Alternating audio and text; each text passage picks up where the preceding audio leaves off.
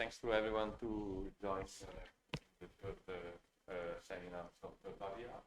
And today we have Bioli, that is the University of PhD here at Korea.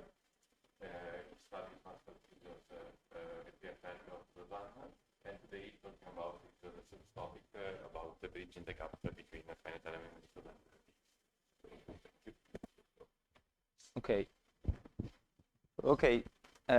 Thank you. As the title of this talk is Bridging the Gap Between the Finite Element Method and Physics-Informed Neural Networks. The title was a bit catchy. Not to bridge the gap, we'll go into the direction.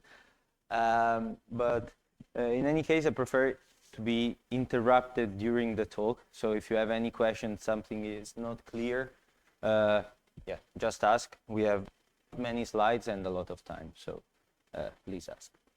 So we start from physics-informed neural network, which Luca presented a few weeks ago as discretization for partial differential equations. So what is the idea of physics-informed neural network? So we start from a general boundary value problem.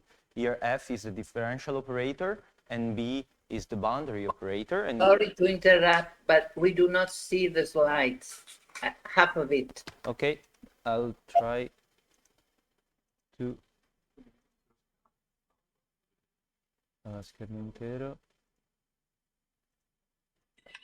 Can you see it now? Yes, that's perfect. Okay. Thanks. Sorry. Okay. Okay, so as said, F is the differential operator, B is the boundary operator, and we want to approximate the solution U using a neural network. So we will denote neural network as U theta, where theta is the dependence on the parameter. So we make it explicit. And what is the idea of physics-informed neural networks? So we want to minimize the loss function, which is a linear combination of the first term here, which takes into account the differential operator, so the discrepancy between the differential operator applied to our solution and the right-hand side, plus another term which takes the boundary operator applied still to our neural networks minus the right-hand side. An error measure, we consider the L2 norm squared on omega. This is the continuous version of the loss function. Of course, we cannot compute it exactly, so the idea is that we simply take some points, let's say randomly, in the domain omega, some other points on the boundary, and we discretize these two parts of the loss, and in the end what we really minimize is this second loss function. Okay, so this is the idea of physics-informed neural networks. It is very simple, and indeed they do not work. And the issues are mainly this one. So first of all, the low accuracy. If you're used to finite elements and so on, completely forget the accuracy that you reach. Here, if you're lucky, you get to 10 to the minus 2, 10 to the minus 3 relative error. So it's relatively low accuracy. There are no convergence guarantees, meaning that nor the optimization, we don't know if the optimization converges, and even if the optimization converges, we do not have a measure of how close we are to the exact solution of the PDE, and then the computational cost, which is insanely high for forward problems. And so we will try to address in this talk the first two issues, accuracy and the convergence guarantees. We will avoid talking about the computational cost on purpose. I will do some remarks at the end. But so, first of all, we move from basically a strong formulation of the PDE to a variational formulation. I will recall what a variational formulation is just for the very few of you who don't know, but mainly to fix the notation. So we consider a variational formulation of this form. So we search for U, the solution in our trial space capital U, such that it satisfies this equation. So f of v minus a of u v is equal to 0 for all v in your test space, where a is a continuous bilinear form and f is a functional. And we want also to, we assume to have IMP substability, which means we want this condition to be guaranteed and also this one, but this one is usually easier to have. So let's focus on this IMP stability condition to have existence, uniqueness, and continuity with respect to data. So this is formulation, and for instance, just to give a brief example, if we consider the Poisson problem with non-homogeneous Dirichlet boundary conditions, so we have minus Laplacian of u equals f and g on the boundary, then we simply take H1 as our trial space, H1 0 on gamma d, so we prescribe test functions to be 0 on the Dirichlet boundary, and then we simply basically multiply by a test function and integrate by parts, so we get to this variational formulation where we are not taking into account the boundary conditions. To take into account the boundary conditions, we consider a lifting of the Dirichlet datum here. We write u as the lifting plus a function that is 0 on the Dirichlet boundary, and we basically consider this as the solution. So then we move u0 here, we isolate it here, this is the bilinear form, and this is the linear form. Okay, so that we are all on the same page about the notation and so on. And just to fix the notation, let's recall what is the discretization that is typical of the finite element method. So in this case, say Petrov-Galerkin discretization. So we have finite UH, which is in U, and a finite dimensional test space VH in V. For instance, we can consider a triangulation and piecewise polynomials of degree P on the triangulation. And we want to find UH that satisfies this equation for all VH, which are the test functions. And we use here a discrete lifting of the non-homogeneous Dirichlet boundary condition. So we basically interpolate the solution, the Dirichlet data on the boundary. And again, we want the IMP substability condition to hold and to have convergence with respect to, I mean, as h goes to 0, we want the constant here to be independent of h. Okay, so this again is just to fix the notation. It will be important to have the IMP substability conditions, and actually one also has to employ quadrature if to compute this FH and AH, and if I mean, if it's not a completely trivial continuous bilinear form and a completely trivial F, then this will be an approximation. So we will have AH and FH, which approximate the bilinear form and the linear form. And then we do as always. So you first mesh, you assemble the mean. So A and F, you solve the linear system, and you get the solution. Okay. So just to fix the notation. So we've seen physics-informed neural networks which are based on strong formulation of the PDE, and now we introduce variational physics-informed neural networks which are based on the weak or variational formulation of the PDE. Okay, so again, we want our U theta, which is a neural network, to approximate the solution of our problem. So basically, we impose that we are approximately solving the variational formulation when testing against all functions in our VH. So basically, we substitute we keep the same test space, and we substitute the trial space with neural networks. Okay, so this is the idea. And then we want to approximately solve this because we cannot exactly satisfy it. It's not a linear system. I'm being vague on purpose on approximately here. And the idea is then we obtain u theta by minimizing this loss function, which is basically the sum of these contributions across all let's say, trial function. I mean, you take a basis phi, you sum the residual, and you minimize it. Okay?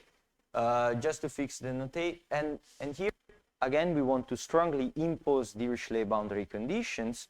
So what we do is that our neural network will be multiplied by a function phi, which is 0 on the Dirichlet boundary, so that now you are this part here is 0 on the Dirichlet boundary, and then you sum a lifting of the Dirichlet. So here we exactly satisfy Dirichlet boundary condition. So this is basically PINNs just reformulated in a variational setting. So what is the advantage, and what are the advantages and disadvantages of doing so? So as said, we move from a strong formulation to a weak formulation. Okay, so existence uniqueness results are generally easier to prove, and also we lower the order of the differential operators. Okay, so for the Poisson problem, you move from the Laplacian to the gradient, and this is not only, I mean, this is also important for computational efficiency, because in the loss function you have to compute these gradients. When you compute the gradient with the automatic differentiation with respect to the input, the cost of computing the gradient grows exponentially with the order of the differential operator. So if you have a lower order differential operator, you will pay less when computing the loss.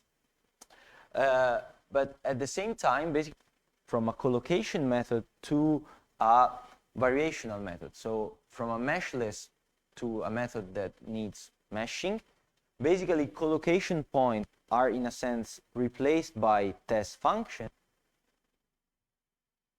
Creating the neural network at collocation points, we need to compute some quadrature against the test functions. And I mean, here there are no convergence results for physics-informed neural network. They claim to have some results, but to me they're not very convergent. Sorry? I will show you. The main problem is in basically they assume to be able to integrate the loss function to integrate the neural network up to a given accuracy, because they say that the neural network is smooth. So if you fix the number of quadrature points, you can basically integrate the neural network with an error that decays as a constant times, let's say, h to some power. The problem is that the constant depends on the parameters of the network and can grow basically up to infinity if the neural network becomes singular. Because it's true that the neural network that you are using is smooth, but it can approach singular solutions as close as, so to me they're not super convincing. I'm not saying, sorry? Yes, I have a call with Mishra in 2 weeks, so I hope to discuss this with them. And here, the advantage is that the method is super easy to implement, which is, I mean, there's no free lunch. So if you have an easy implementation, somehow you pay it, and indeed they seem not to work super well.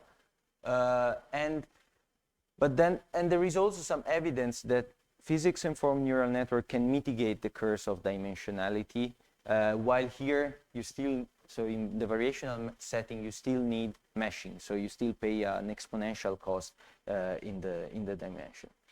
So as the topic of my PhD, so my PhD research project is on mathematically certified deep learning methods, this is why I decided to move to variational pins, even though I'm not saying that they are better. It depends really on the problem. We are dealing with low dimensional problems, so we do not care about this, which is the main reason why variational pins should not be used. But as said, variational pins still have some quite important issues.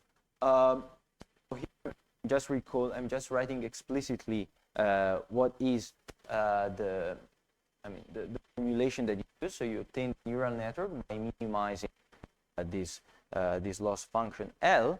The first problem is that you do not have any more IM substability, because you are taking the infimum over basically all possible realization of the neural network, which can be a space much larger than the trial space that you used at the beginning. Okay, so if the dimension of your trial space is much smaller of the dimension, I'm not being precise, I'm just saying there is no clear definition of dimension of the neural network manifold, but so if let's say your neural network has too many parameters, you do not have insubstabilities, and this can create problems, as it has been shown in this paper Pintore, where they basically apply variational pins to the solution of a problem. So is u second of x equals 0 with 0 Dirichlet boundary condition. So the solution is exactly 0.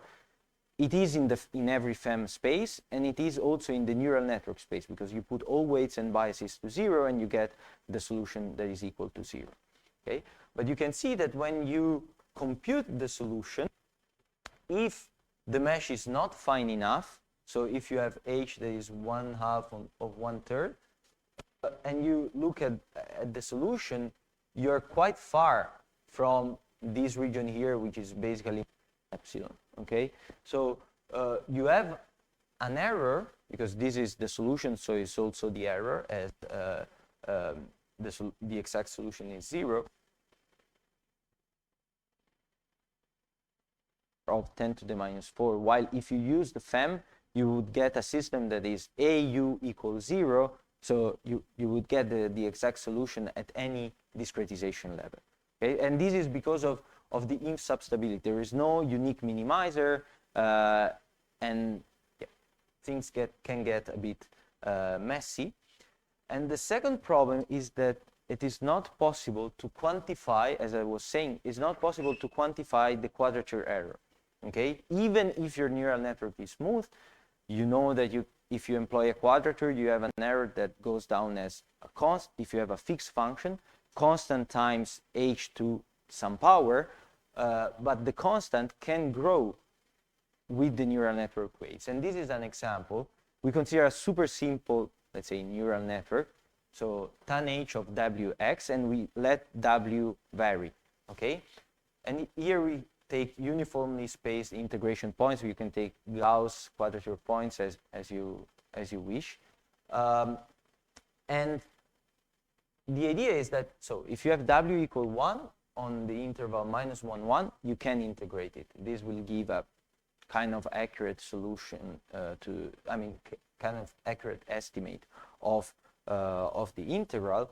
But if you increase the weight to 5, okay, you can see that the solution becomes much sharper here. So basically, you can throw away all these integration points,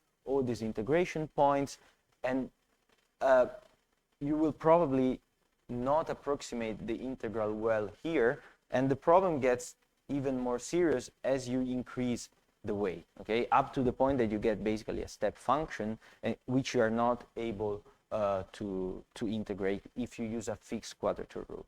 Okay, so the problem is that in finite element method, you have piecewise polynomials, you know how to integrate them. Here, your neural network can become as sharp as it likes, so it is not possible to quantify the quadrature error. Yes. Yes. Can you add like a penalty there, like a regularization or something to specify and ensure that that is small? Yes, you can do it, but in that case, I'm just saying that if you minimize this type of loss function, then you are basically yes, you can put a constraint, but then it's an hyperparameter that you have to tune, and also, yeah, I'm just saying that then how to tune it is just by say trial and error.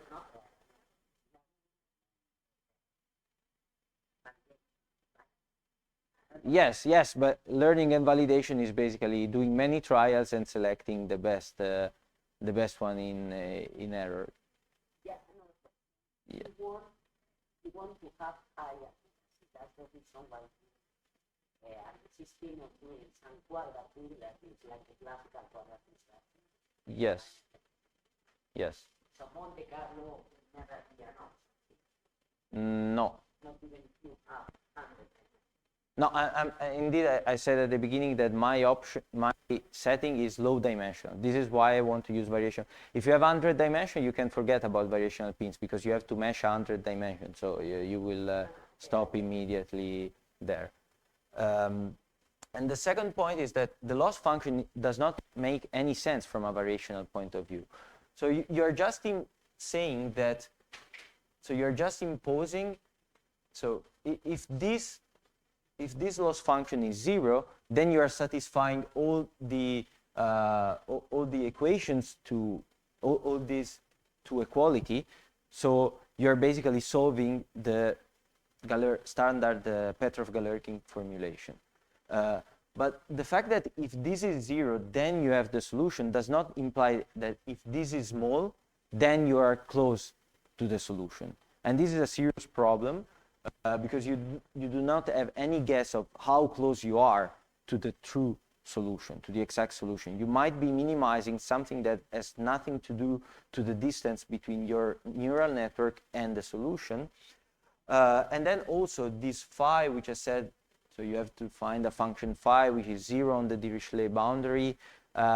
This is non-trivial if you have a geometry that is not a square, okay? So these were the reasons why finite elements interpolated neural network were introduced in this paper by Stefano Verrone, Claudio Canuto, and Moreno Pintore, and then extended in this paper by Santiago Badia and collaborators. And the idea is basically to interpolate the neural network onto a finite element space. The idea is that you use a neural network with few parameters to basically control a finite element space, which is a much larger linear dimension. This is roughly the idea, but so let's stick to reaching a high accuracy. So the idea is to interpolate the neural network onto a finite space. So we have pH, which is an interpolation operator on the 3 degrees of freedom, so the ones that are not on the Dirichlet boundary. And we basically impose that our solution is not anymore what we had before, so lifting plus phi times the neural network. The interpolation of the neural network on the 3 degrees of freedom plus the lifting of the Dirichlet data. Okay, so you have something that is in the original trial space. And then for the solution, you can either use exactly this, so Dirichlet lifting, discrete lifting plus interpolation, or if you like risking and you like neural network, you can even use U theta. Okay, we will see later that there are some cases where you can benefit from this and some cases where you might not benefit. And so why are we doing this? Okay, so what is the point? First of all, we are back basically to having a trial space, which is the interpolation of our neural network to the original trial space, so to the finite element trial space. So the effective trial space is a subset of UH, and this gives back inf substability because we are taking the infimum over a smaller set. And then we can employ standard quadrature because these are again piecewise polynomials. We have basically a FEM-like strong imposition of Dirichlet boundary conditions, so we don't need to construct such a phi. And we can more or less recover the same convergence guarantees we had for the finite element for the finite element method if optimization is successful. And then another point that is maybe more important from a computational point of view is that there is no need of autodiff to compute the loss function. So to take derivative with respect to the input of the neural network of your approximation of the solution. Why? Because, as I said, the approximation of the solution is the lifting plus the interpolation of your neural network. Okay, so if you write it explicitly, you have the lifting plus a linear combination of your neural network computed at the nodes of the Lagrange basis times the Lagrange basis function. Okay, so if you need to take the derivative with respect to x, you basically differentiate only this part, so you get this, while this still depends only on evaluations of the neural network. And this can help, as I said, when computing the loss function, you need to plug in derivatives of your solution. So you basically need to pre-compute this for your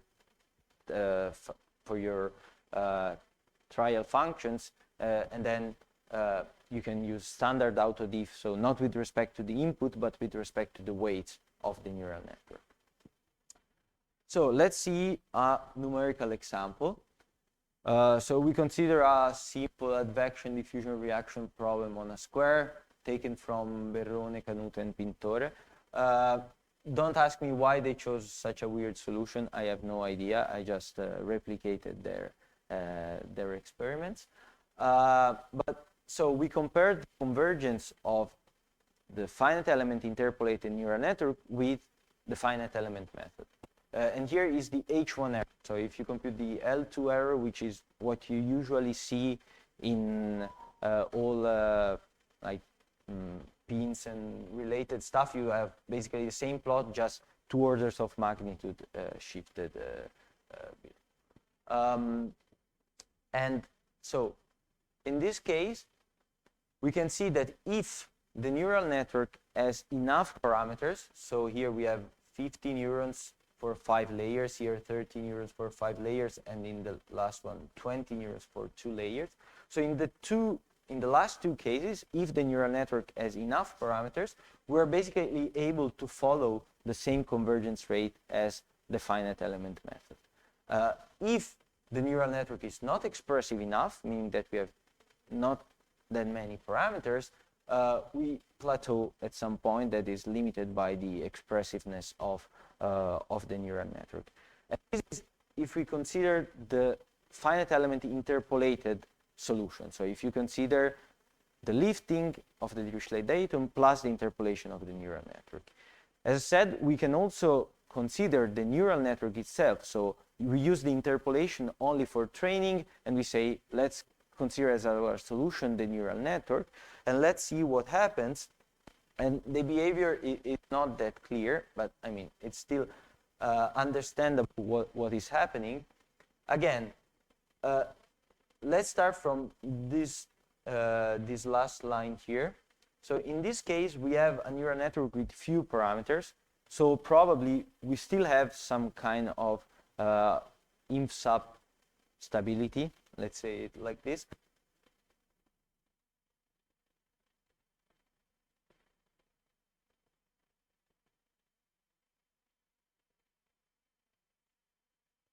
You have with the interpolation. But if you use a 2 neural network, so and your finite element space is too small, then you might get bumps like this, where the interpolated network is here, so is the same as FEM, but your true network, so without interpolation, is here. So it's 2 orders of magnitude above in error. And why this happens, we can see it in these plots here, where we see that so here is the H1 error during training, okay? So this is the number of iterations we are doing. If we consider the interpolated neural network, it reaches the accuracy and then stays constant. Okay, so there is no, even if we train it too much, we cannot see it in the interpolated neural network. And the loss only sees the interpolated neural network. But if we look at the neural network, at the beginning it goes down. It does even better than the finite element interpolated neural network. But then, if the neural net, if you have a small neural network, you stay there. If you have too many parameters, you basically start overfitting. So even though here what the loss sees stays constant, the error here keeps, can go wherever it wants, and this is because I said it's basically some standard overfitting in machine learning. So as said, we have some convergence results with finite element interpolated neural network. So assume that you have a standard hypothesis of FEM convergence, that your neural network is sufficiently smooth and that optimization is successful, okay? Up to a certain epsilon. I'm not being precise here, but I'm doing it on purpose because the important part is here in the norm equivalence constant. So suppose that you have this equivalence between the H1 norm of VH, okay, so we have VH, which is the linear combination given by this vector V of the basis functions. It lives in a finite dimensional space, so all norms are equivalent. We can consider the L2 norm of the vector or the H1 norm, which is the one that makes sense from a variational perspective of the functions. And we have this upper and lower bounds on this ratio. Okay, then we basically have the same convergence rate of the finite element method up to this constant 1 plus CH. Okay, and the issue is that this constant is basically H to the minus 1 for a uniform triangulation. So you basically have suboptimal error estimates. And you might think that this is just because we are doing the proofs wrong. They are doing, not we, are doing the proofs wrong, but this is not the case. The real problem is, as said, that the loss function does not make sense from a variational point of view. Here we are basically putting in the loss function the L2 norm of the residual, so this norm of the residual written as a vector. And the problem is that basically the loss function, as said, depends on the choice of the basis. So it does not depend on the space VH. I mean, it depends on the space VH, but even more, it depends on the choice of the basis. And we did not observe it in previous examples because in those examples, the loss decays much faster than other error sources. So this is the reason why I put the previous examples to show you that it can work, but in general, it might not work, okay? And they have examples where it doesn't work. So how to avoid this? So what should we minimize then if the previous one was not the correct loss function, okay? So we have the residual of our neural network u theta, that is this one, okay? So it's the residual between the linear operator and the bilinear form. And our loss function is basically, as said, the L2 norm of the residual represented in the basis phi, okay? And we saw that this is not the correct thing to do Why? Because this residual is a functional. Okay, so if you plug here a function in VH, you get a scalar. So this is a functional from VH to R. It's a functional on VH. So what we should really minimize is the VH prime norm of this residual, okay, as a functional. This is what we should really minimize. Then comes the question, how do we compute this norm? And the way to do so, even though I'm saying it in advance, it is not efficient. I mean, the way to do so from a functional analysis perspective is to basically consider the discrete Ritz projector. So the linear map from VH prime to VH, which takes a functional and returns the Ritz representer of that function. So the vector in VH, the function in VH, which represents the corresponding functional, and then we can simply minimize the VH norm of VH to the minus 1 of RH. Okay. This allows to recover FEM-like error estimates, but as I said, for instance, if you have elliptic boundary value problems, basically what does the work here is the inverse of the Laplacian. Okay, you have Laplacian goes from h10 to h to the minus 1, and then you have to go back. You have to basically solve a Poisson equation at each iteration step. And this is expensive, more or less. We are working on making it, let's say, less expensive, at least if you use a proper underlying mesh. So this was basically all I had to say. As said, we saw what are the issues of variational pins. I hope that, I mean, this is a seminar that is meant to be for students, so I hope that you understood what the issues of variational pins can be, and how they can be solved by interpolation onto a finite element space. And we did not focus on purpose on computational efficiency because they are much slower than finite element method for forward problems. Okay, if you consider a forward problem, basically at each iteration you have to assemble the whole matrix, and this is much more expensive than traditional FEM because neural networks take much more iteration than standard linear solvers to converge. Okay, the idea would be to use it to solve inverse problems, especially those where you have a lot of data which have noise, which are unstructured, like in medical applications, because there we know that neural network can do their work as a data fitting functions.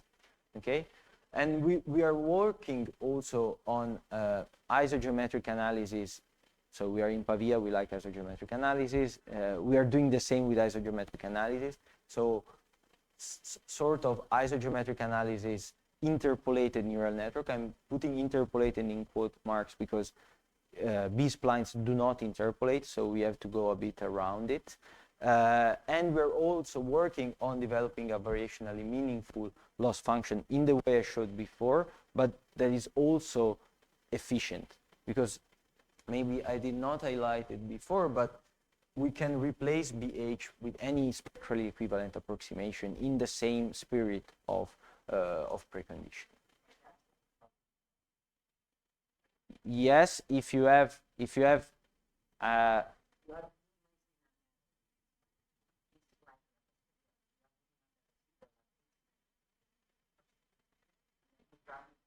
yes, if you're solving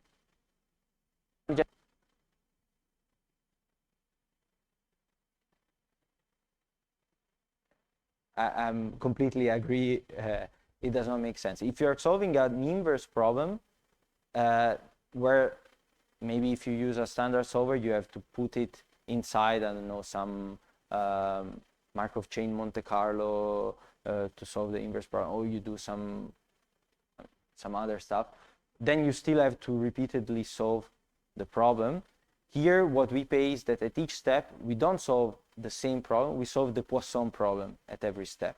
Okay, so this is why I'm saying that we hope to have something that it makes more sense for inverse problems, because in this case at each step we need to solve the Poisson problem, and we also hope to control a very high dimensional finite element space with a neural network with much less parameters.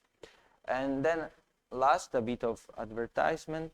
There is the Julia course on Wednesday from 4:30 p.m. to 6 p.m. It starts tomorrow. Here is the QR code if you want to join, and yeah, feel free to join, and thank you for the attention.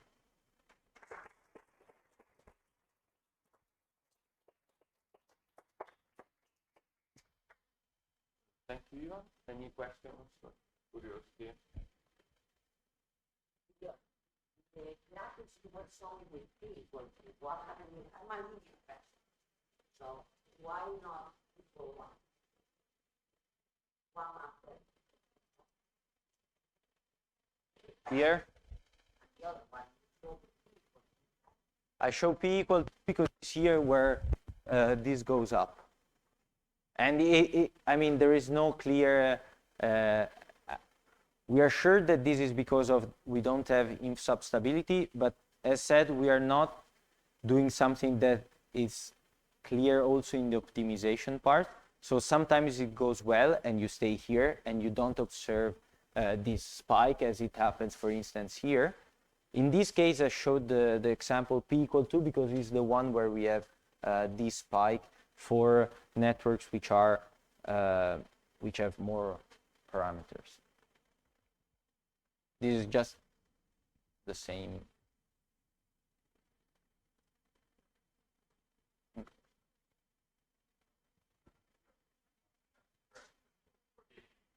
Yeah, but nobody is. So, in the interpolated version, Yes. neural network, you are using the same optimizer as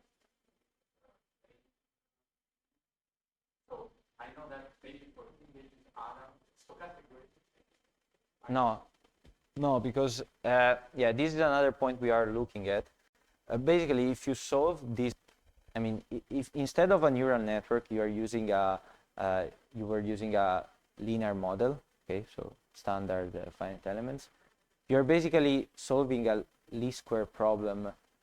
So you pay the condition number of the differential operator in the optimization. So if you use stochastic gradient descent, gradient descent corresponds to Richardson iteration in if you do, and then you pay the condition number. And so we are using here a quasi-Newton optimizer, so the BFGS optimizer, because in our experience, as it should do, compensates a bit for the conditioning number of the differential operator, and we are able to converge. With Adam, we are not able to converge, but this is also what you would expect with yeah, I mean, also if you were solving a linear problem and you use the Richardson iteration for a very ill-conditioned matrix, you don't expect it to converge. While if you use a second-order method, I mean, if it's exact, since your model is linear, then it solves in one step. But we are using a quasi-Newton method, so this is why you have also the fast convergence at the beginning. Otherwise, I have a curiosity. On this graph, you can go even lower of 10 of the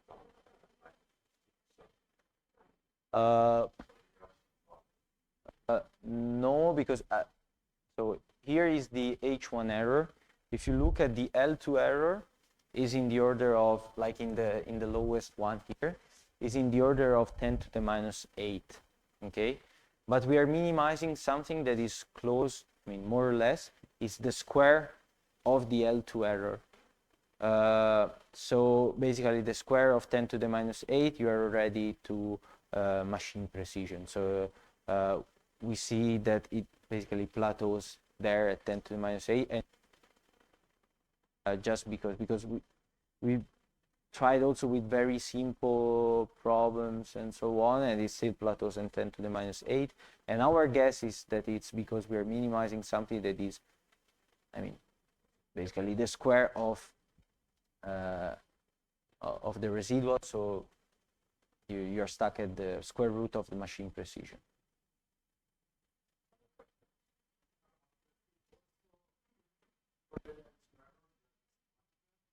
Yes, yes, yes. It's just the same. Instead of having, I mean, you have just a slope that is a bit higher because you consider the L2 instead of the H1 error, but it's exactly the same. Nothing changed. I showed the H1 because usually one looks at the H1 error, not at the L2 error. But yes.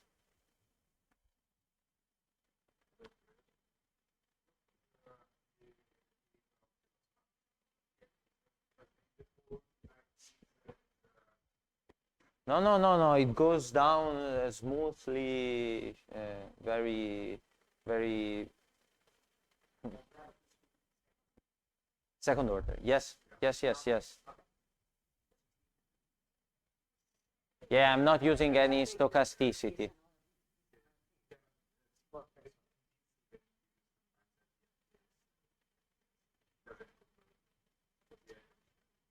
I mean, to me it always converged in, I mean, it took me a while to put all the machinery on, but once it's set, it seems to converge for, I'm saying, elliptic problems. Everything is nice, everything is, I mean, yeah.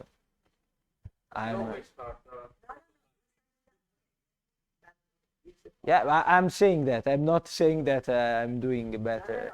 I'm not like Raisian, so that they think they solve the issues of all the world with this method. I'm not saying that.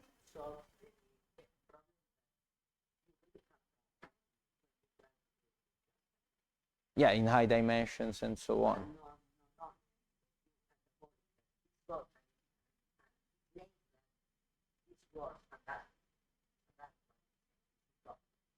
Yeah. He claims, yes, I know. Yeah.